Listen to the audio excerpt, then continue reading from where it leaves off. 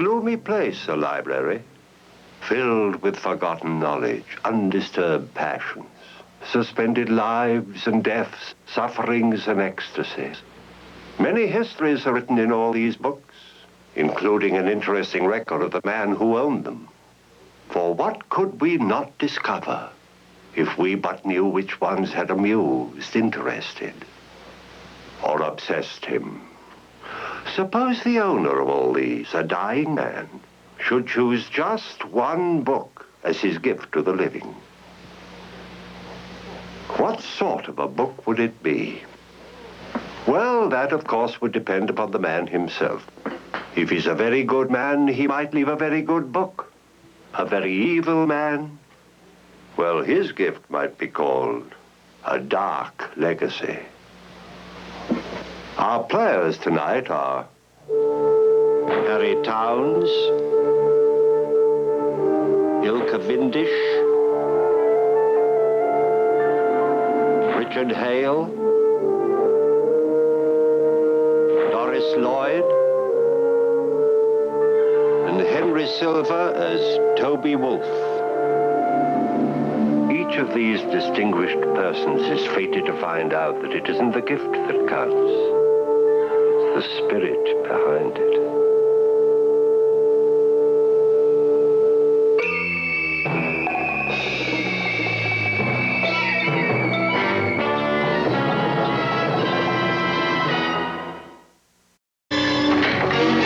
Imagine entering a room, discovering your own coffin, and a wreath inscribed, "To my dear wife, rest in peace."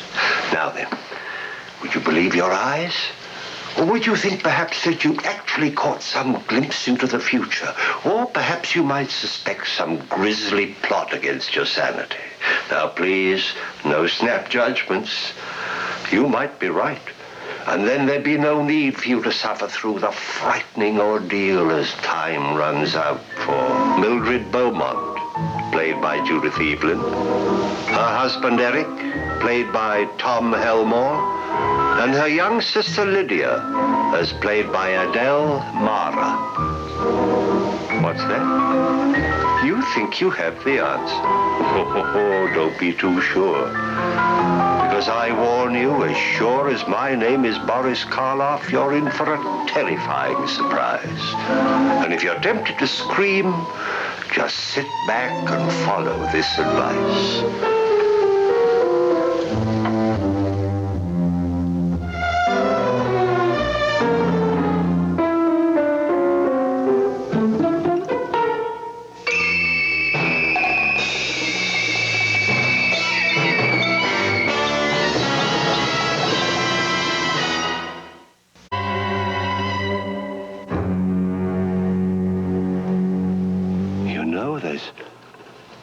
There's something vaguely familiar about that Dr. Markesan.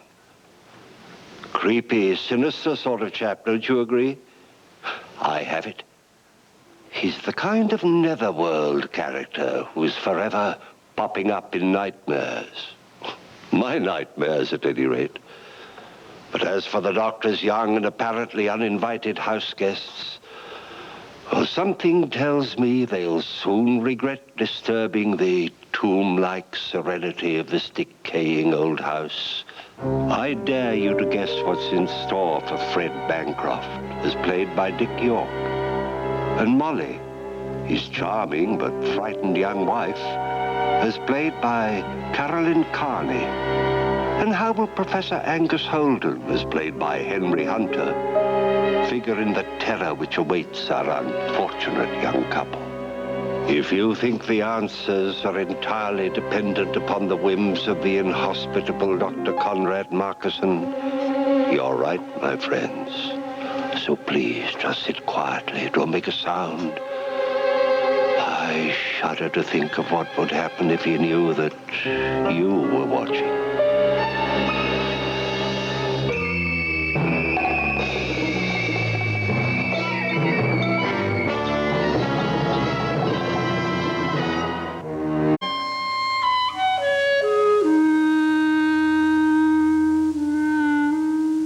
Well, you can hardly blame the lady for being disturbed. I'm sure she never dreamed such a thing could happen. Especially not here, in a place of science. In fact, part of one of the finest medical colleges in France. Oh, I do admit that this place may seem a trifle sinister to some. As a matter of fact, the local people refer to it as La Maison des Os, the House of Bones. But actually, it's nothing more than a store where the medical students buy supplies. And also sold here for medical study are skeletons, such as this one, which the students assemble in the classroom. And the money which comes from specimens like this helps the students pay for their college expenses. A worthy cause, wouldn't you say? But what about those whose motives are not so worthy? Our story, entitled Flowers of Evil, will provide the answer to that question with the able assistance of these distinguished players. Luciana Paluzzi, Jack Weston, and Kevin Hagen. Yes, my friends, to some, the skeleton is a valuable scientific tool. To others, perhaps to you, it is a classic symbol of death. Well, wait. And as sure as my name is Boris Karloff, you will see which role it plays tonight.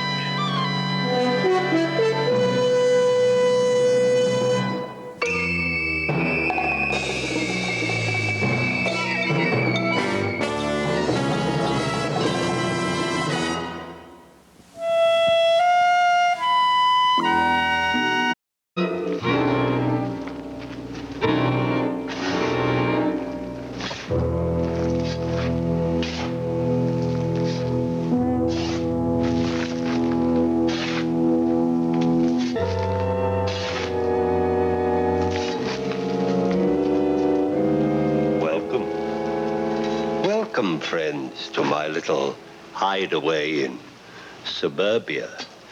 A cheerful community, don't you think? And so friendly. So friendly indeed that this week the slogan of the Chamber of Commerce is, "Take a cadaver to lunch." Yes, it's a place where a man can really bury himself in his work. Actually, I've been digging into the plot for a story which we are about to undertake this evening. The title is Till Death Do Us Part. It's a grave tale in which not everything is on the surface. Ah, but forgive me. I'm being cryptic when I should be introducing our distinguished players. And they are Henry Jones, Rita Shaw, Edgar Buchanan, Philip Ober, and Jocelyn Brando. As sure as my name is Boris Karloff, you're about to vault into an hour of rigorous chills mixed with equal parts of rigor mortis. And if you're easily alarmed, it's your own funeral.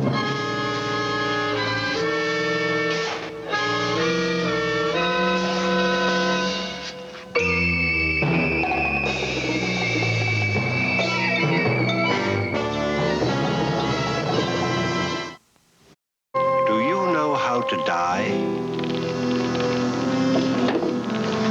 Not an easy question to answer for any man, particularly in the days when such things actually happened. When the only law for those who had the strength to seize control was, he may take who has the power and he may keep who can. In the days when creatures like Colonel Sangriento, the bloody one, whom you have just seen, spread terror with torture, took whatever they desired. And this man chose to possess young, lovely Consuelo de la Barra. Not the sort of match a loving father would willingly arrange for his beautiful daughter, would you say? Ah, but then the flesh is weak. particularly when it is threatened by an appointment with quaint devices such as these. Primitive, but very, very persuasive. Our story is called The Bride Who Died Twice, and it is enacted for you tonight by these distinguished players. Marla Powers, Joe DeSantis, Eduardo Cianelli, Robert Colbert, and Carl Don. Now sit back and brace yourselves. It's so much less painful if you don't flinch.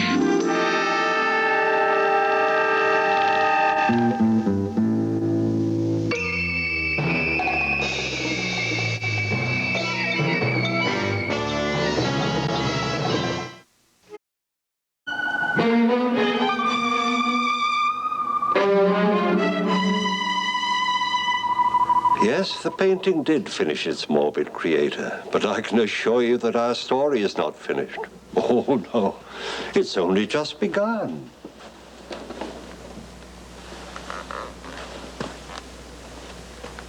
Blood. Think of that.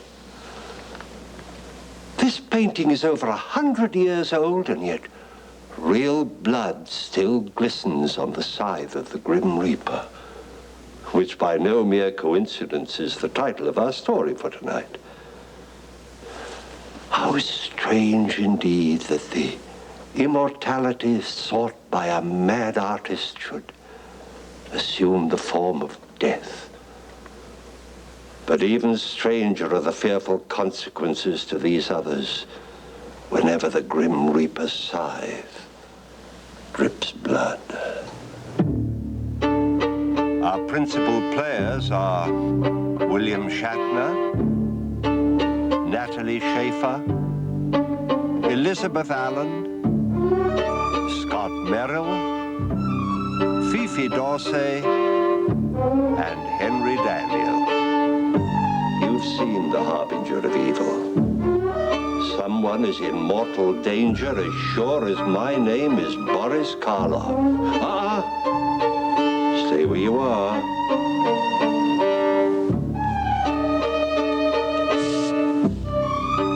I'll join you as you wait and watch.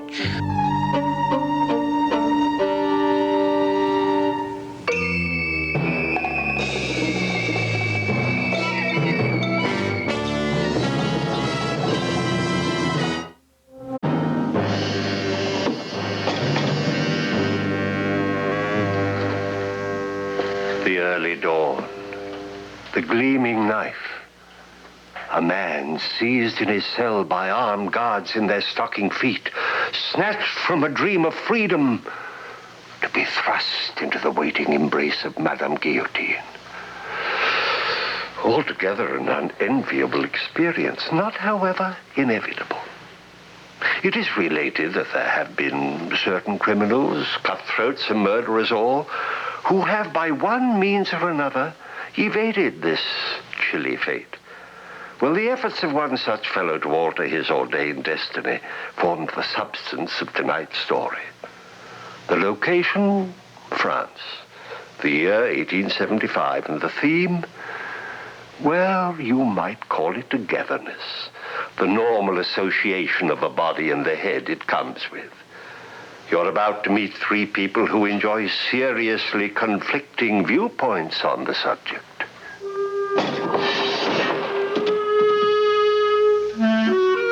Here is the condemned man, Robert Lamont, who desires to keep his head while others about him are losing theirs. Enacted for us by Alejandro Rey.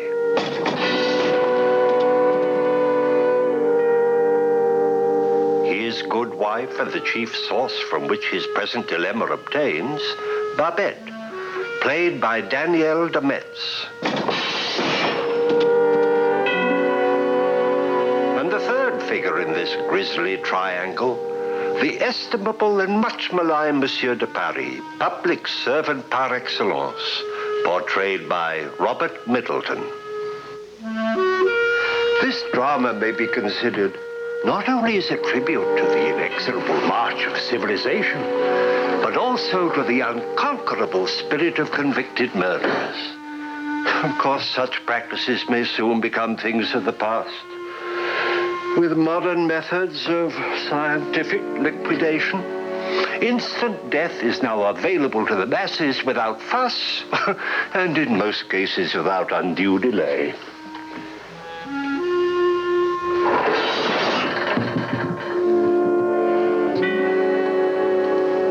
Pity.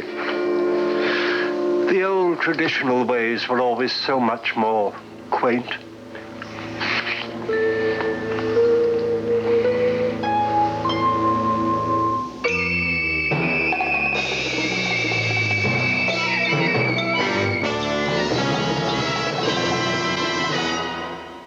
Boundaries which separate life and death are shadowy and vague. Who is to say where exactly the one ends and the other begins? In certain mysterious maladies, all functions of vitality in the human body seem to stop. And then some unseen force sets the magic pinions and the wizard wheels in motion once again. The silver cord has not been cut. The golden bowl has not been broken. And the soul, one wonders, what meantime has happened to the soul? Many years ago, Edgar Allan Poe pondered the questions of mysterious sleeps and strange awakenings in a story entitled The Premature Burial. Well, we prepared a new adaptation of that story for you to enjoy tonight.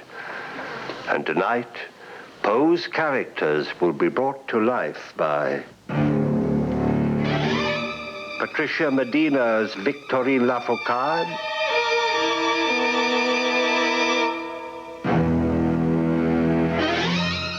Sidney Blackmer's Edward Stapleton,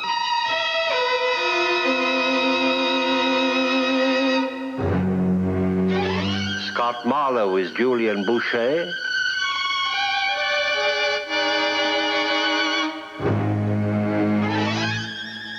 William Gordon is Dr. March,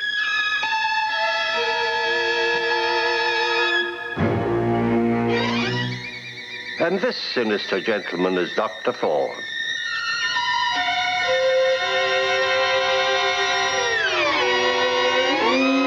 And as sure as his name is Boris Karloff, this is a thriller.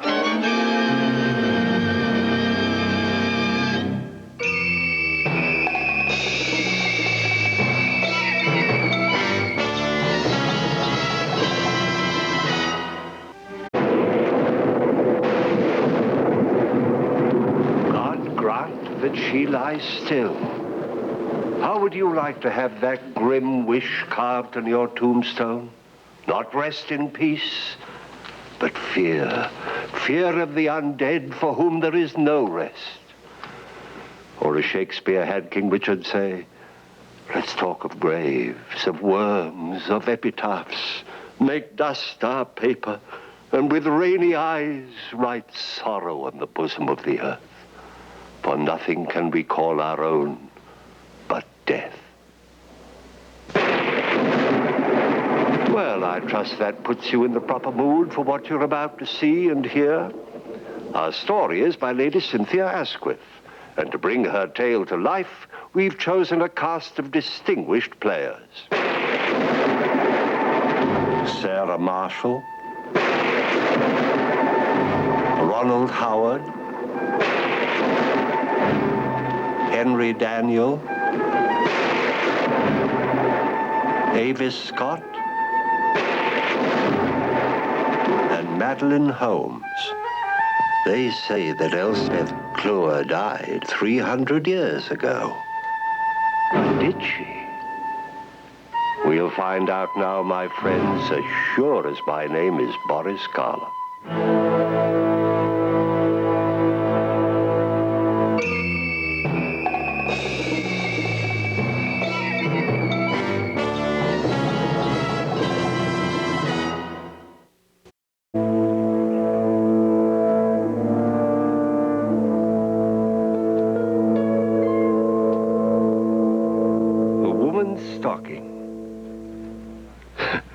A careful blending of the science of chemistry and the art of design, skillfully manufactured to serve a single indispensable purpose: to enhance the beauty that is woman.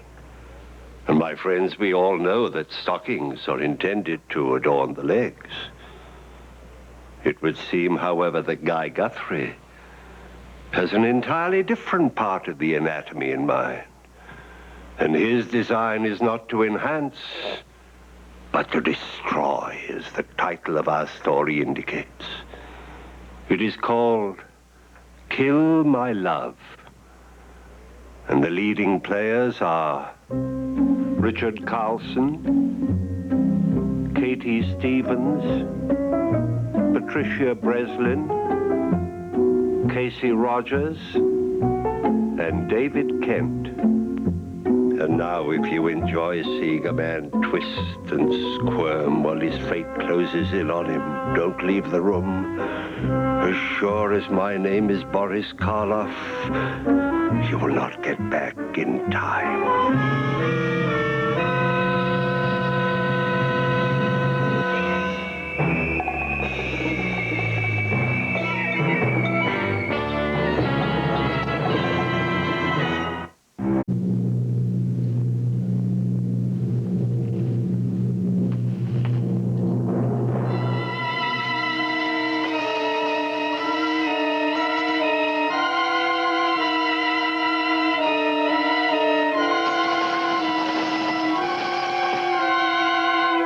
40 million dollars. $40 million. A lot of money, my friends, yet here it is.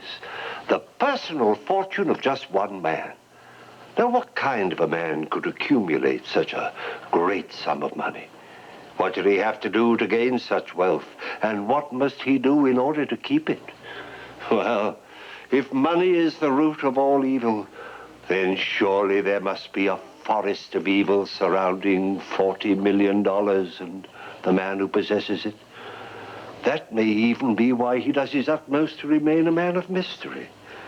Man of mystery. That's the title of our story. And our distinguished players are John Van Drielen, Mary Tyler Moore, William Wyndham, and Walter Burke. Now take the word of Boris Karloff. You can bet your bottom dollar that we are holding a profitable hour of strange adventures in trust for you. You might even learn a few unique ways to obtain your second million.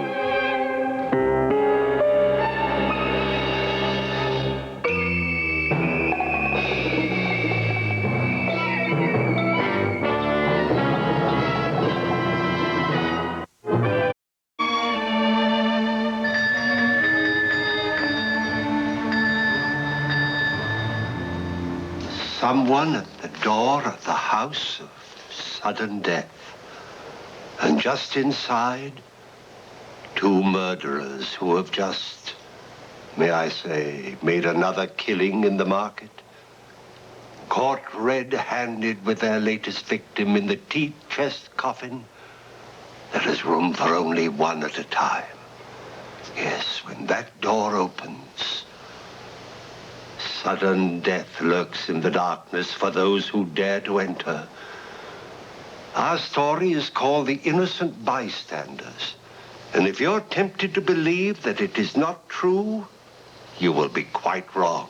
Although the names and places have been changed, it is based upon documented facts. Facts which prove beyond a doubt that good can come out of evil, that social progress is sure to result from the deeds of despicable men like Jacob Grant and John Patterson, whose ruthlessness was their own undoing. Yes, my friends, our story is true, and here to breathe life into its blood-stained pages for you tonight are these distinguished players. John Anderson, George Kennedy, Janet Lake, Stephen Terrell, Gail Robbins, and Carl Benton Reed. Now prepare yourselves for a terrifying hour that won't be easy for you to forget. As sure as my name is Boris Karloff, it'll be rerun again and again in your nightmares.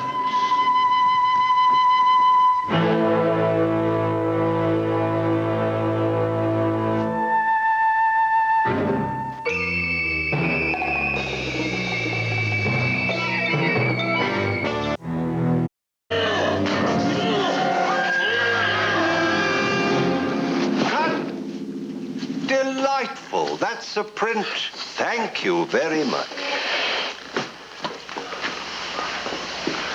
Well, my friends, you've just seen a startling example of the weaker sex in action. Make-believe, I grant you, but still something to think about. For though man may have more muscle than woman, there can never be any defense against the unexpected. And we all know that the ladies are, well, shall we say, full of surprises. Our young doctor found out the hard way, didn't he? Actually, he got nothing more nor less than he deserved. His manners were perfectly atrocious.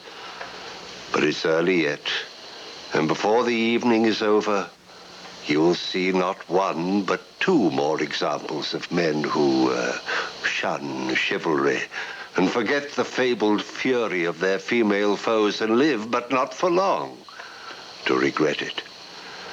For obvious reasons, our stories together are called The Lethal Ladies, and our leading players are Howard Morris, Rosemary Murphy, Pamela Curran, and Ralph Moody. Now, I strongly advise you, gentlemen, to brush up on your etiquette and have the proper respect. And if you don't agree, well, you could never say you weren't properly warned.